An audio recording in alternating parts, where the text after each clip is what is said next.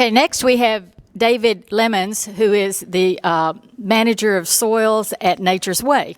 And as Abby also works at Nature's Way, I think all of us have a close association with that place. But he's going to talk about mulch and compost and how it impacts soil.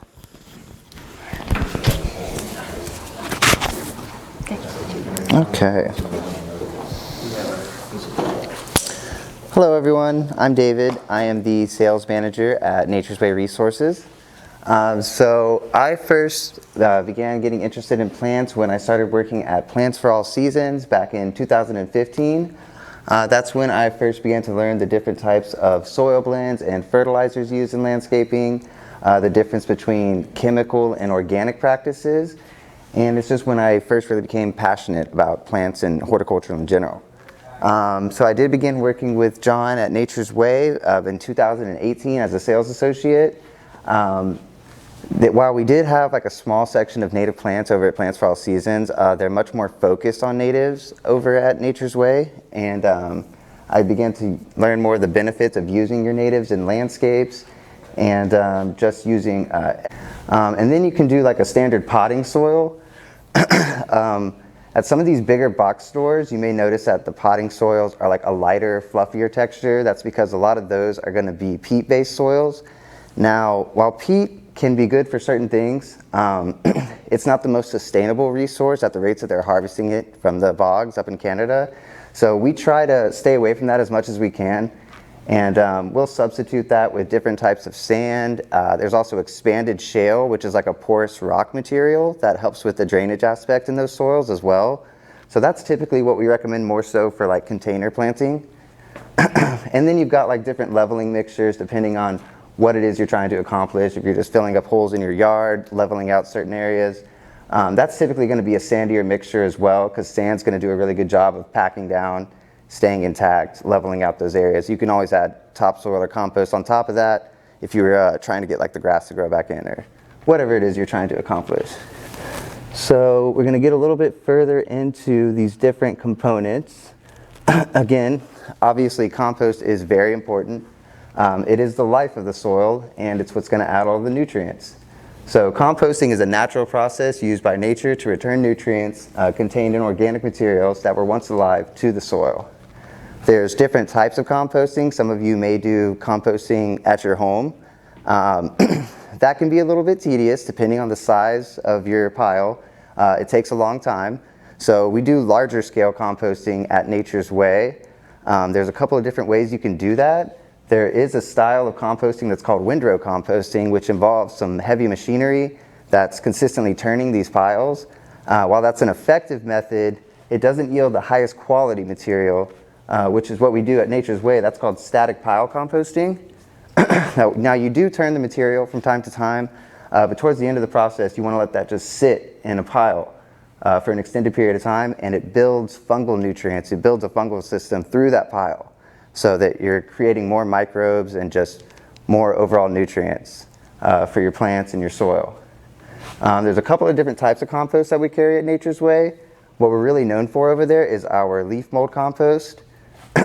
That leaf mold compost is going to consist of a few different things. There's some broken down aged leaf matter. Again, we add some manure and food and vegetable waste into that.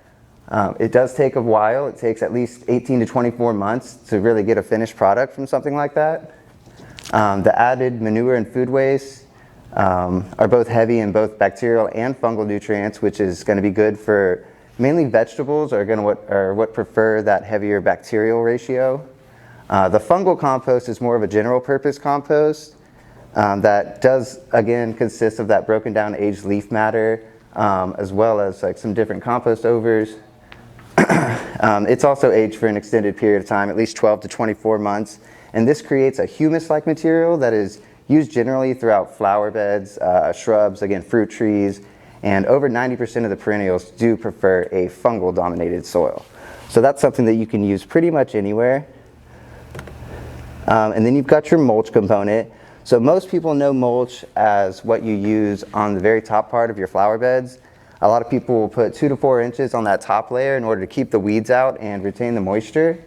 But we do also use it in our soil blends because it does help with aeration and help to prevent drainage issues. And composted mulches will continue to break down and add even further fungal nutrients into your soil. So yeah, I think I pretty much covered that entire slide. Let's see here. We'll move on to topsoil. So topsoil generally consists of a combination of sand, silt, and clay, and it's typically the base for most of our soil blends. You can use that in pretty much anything. While there are small amounts of nutrients present in the topsoil, it's typically combined with like a compost or a mulch component, because again, that's where you're going to get your organic matter from. At Nature's Way, we do what we call an enriched topsoil. So during the beginning stages, we will add either mulch overs or like a fine mulch component into the topsoil. That breaks down, and so it does contain some organic matter. You'll get a little bit of nutrients in that to begin with. And lastly, we've got our sand.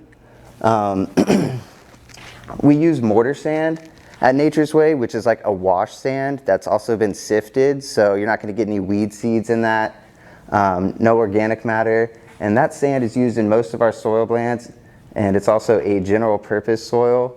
It's really fine, and it does, again, help it from clumping together. That's what's going to keep your soil from turning into mud, and it also helps with drainage issues. People also use that just to level out little spots in their yard. Grass, a lot of times, will grow right back on top of that, especially St. Augustine, but you can always add a little bit of compost to help out. Another big product of ours that's starting to take off is our remineralizer. So remineralization is currently one of the hottest topics in soil science. What it is basically adding trace minerals back into your soil. So our remineralizer consists of basalt sand, granite sand, and green sand, and you get different trace minerals from each of those. So trace minerals naturally deplete from your soil about every 4 to 5 years, but a little bit does go a long way, so it's never a bad time to just replenish a little bit of those trace minerals. We sell that in like a 40-pound bag, and one of those will cover up to 800 or 1,000 square feet. So people will just take a small handful, add that to your 3 to 5 gallon pot, and it could make a big difference over time. What does that sell for? Sorry? What's the price of It's about $20 a bag, and again, it'll cover 800 to 1,000 square feet. So always a good product to have on hand. And I did bring some samples today of the different components I just discussed. We can kind of pass these around if you'd like. So this first one here, it's got a browner texture. This is the mulch component. Thank you, sir. So that's going to be a woodier material that's really light and fluffy. This next one is the compost. This is going to be a finer ground material that's really rich, almost like a chocolate brown. They do look very similar. They do look similar. Those two especially, the mulch and the compost.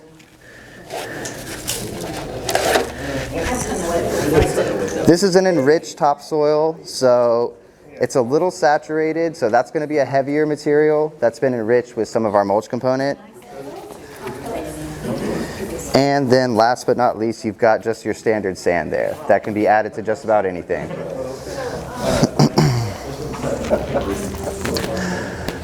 And while they're passing those around, does anyone have any questions about anything? She does. Sure. Yeah, I was just wondering what your basic components were of your mulch. And also, well, I'll ask my other questions second, but do you use pine? I think they don't have that on. It looks like you use So our mulch consists of a lot of the different natives in the area that we get dropped off by different landscapers. So it's just trees that are ground up? Correct. Yes, ma'am. So we also use pine needles in some of our materials. We have a blueberry mix, actually, which is very similar to our landscape mix, which is really just equal parts, those 4 components I just discussed, and then we add composted pine needles into that mixture to help with the acidity as well. So, More acid, right, exactly. soils are acid. Somewhat. It's fairly neutral, but some of them are. The soil in this area, there's depending on where you're at, some of it's sandier, some of it's more clay-like. The only consistency I've seen is everything's really compact, so you want to really monitor the moisture for the most part, but We do actually sell the pine straw by itself as well. Some people use that as a mulch, especially on like a blueberry bed or something like that. Yes, ma'am. Mineralizer, sorry.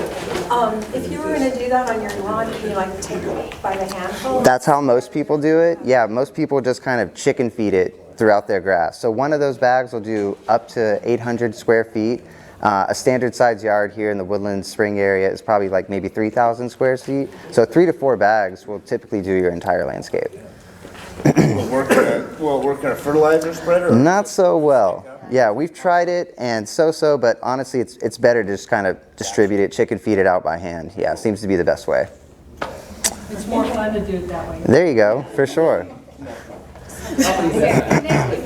Yeah. Use it every 3 or 4 years.